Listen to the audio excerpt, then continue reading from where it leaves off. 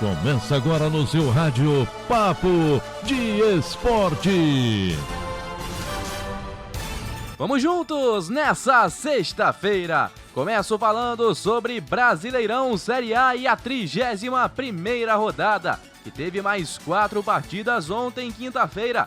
O Flamengo venceu por 2-0 o Palmeiras no Mané Garrincha, para o alívio de Rogério Ceni.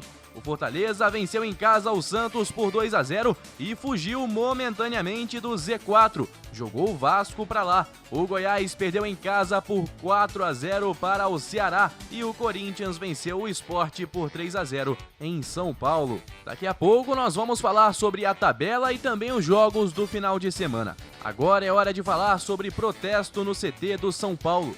Um grupo pequeno com algumas dezenas de torcedores se reuniu em frente ao CT da Barra Funda na manhã desta sexta-feira para protestar contra o atual momento do São Paulo. Com faixas, pediam a demissão do técnico Fernando Diniz. O treino da equipe está programado para a tarde. Imagens do protesto foram publicadas em perfis de redes sociais. Nelas, é possível ver o grupo pedindo respeito à camisa tricolor e cantando "Vergonha, time sem vergonha". A polícia esteve presente, mas não há relatos de violência. Os torcedores, muitos identificados com peças de roupas da principal torcida organizada do clube, jogaram milho de pipoca na entrada do CT e gritaram "time de pipoqueiro". Numa das faixas, pediam que Daniel Alves fosse para o banco. O meia, estrela do time, foi alvo de xingamentos e tem sido criticado pelas más atuações. Outros jogadores também foram alvos, como Tietê e Vitor Bueno. Depois de 4 jogos sem vencer, a crise chegou no São Paulo. Problema à vista para times do futebol brasileiro. O veto do presidente Jair Bolsonaro à suspensão das parcelas do Profut, formalizado na semana passada, põe pressão sobre as contas dos clubes de futebol da primeira divisão. Em alguns casos, o desembolso mensal chega a R$ 1,5 milhão por mês. O presidente sancionou a Lei 14.117/2020, que trata de ações emergenciais para clubes por conta da pandemia. Nela, dirigentes tinham a expectativa de congelar os pagamentos do Profut, programa que permitiu a renegociação de dívidas fiscais por até 20 anos. Em um levantamento feito pelo portal GE, foram levantadas as informações de cada clube. Sem a suspensão do pagamento, a situação para Vasco, Fluminense e Botafogo pode ficar um pouco mais delicada. Dos 4 grandes do Rio de Janeiro, o que tem menor dívida é o Fluminense, com um pagamento estimado em 830 mil por mês. Vasco e Botafogo têm dívidas de 1.400.000 por mês com o governo.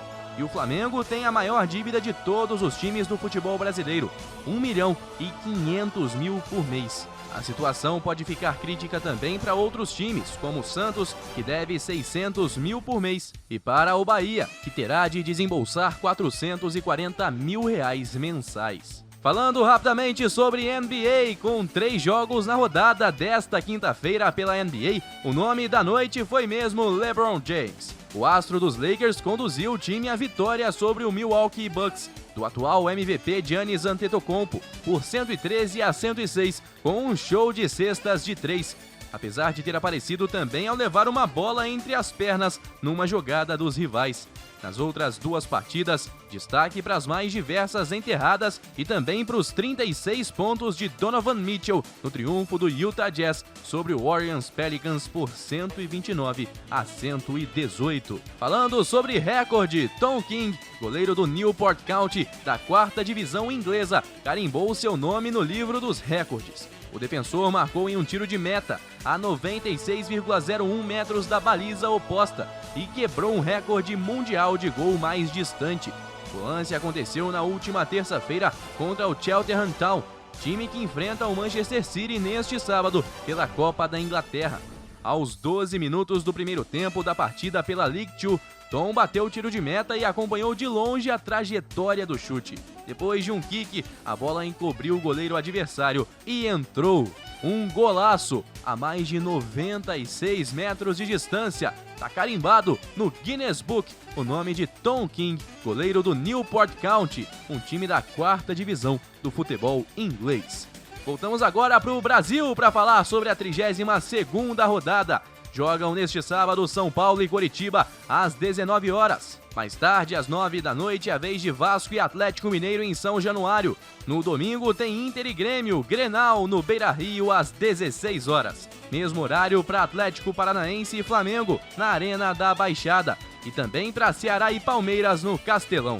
Mais tarde, às 6h15, jogam Santos e Goiás na Vila Belmiro, Sport e Bahia na Ilha do Retiro e também Atlético Goianiense e Fortaleza no Antônio Ascioli. No domingo, às 8h30, tem Fluminense e Botafogo em São Januário. E a rodada se encerra na segunda com Corinthians e Bragantino na Neoquímica Arena.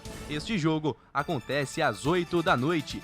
Na tabela de classificação, agora é possível visualizar algumas situações. Primeiro, quem vai brigar pelo título nessas últimas 7 partidas. O Inter lidera com 59, São Paulo tem 57, o Flamengo chegou a 55 e o Atlético Mineiro a 54. A tendência é que esses 4 times briguem pelo título do Brasileirão de 2020. Palmeiras em quinto e Grêmio em sexto tem 51. Mais uma tendência para a sequência do campeonato é que Fluminense, Corinthians e Santos briguem por 2 vagas em sétimo e oitavo, com a possibilidade de abertura de G8 nesta edição do Brasileirão. Isso porque Grêmio e Palmeiras, que estão no G6, fazem a final da Copa do Brasil. E permanecendo nessas posições, eles aumentam uma vaga para a Libertadores. E por falar em Libertadores, na final do Torneio Continental de 2020, jogam Santos e Palmeiras. O Palmeiras está no G6, então, se vencer, aumenta mais uma vaga para que o G6 vire de fato G8. E aí, sétimo e oitavo colocados entrariam na pré-fase da Libertadores de 2021. Hoje, Fluminense e Corinthians. Dos 3, pelo menos um vai ficar de fora da Libertadores da próxima temporada. Na sequência, o Ceará tem 42, Bragantino 41, Atlético Paranaense e Atlético Goianiense tem 39, Fortaleza 35. Agora 3 times com 32 que parecem brigar contra a última vaga para a Série B. Bahia, Sport e Vasco da Gama. Desses 3, matematicamente quem tem mais chances de cair hoje é o Sport. O Z4 se completa com Coritiba, Goiás e Botafogo, que tem situação complicadíssima e provavelmente não vão escapar da Série B de 2021. A gente volta a se encontrar na segunda, repercutindo tudo o que acontecer na rodada do final de semana. Lembrando que neste sábado tem podcast Papo de Esporte disponível no YouTube e também em todas as plataformas de áudio. Escolha a sua preferida e vamos juntos bater o nosso Papo de Esporte. Forte abraço, pessoal, e até a próxima. Guilherme Faria para a Rádio Conselheiro FM em todas as plataformas.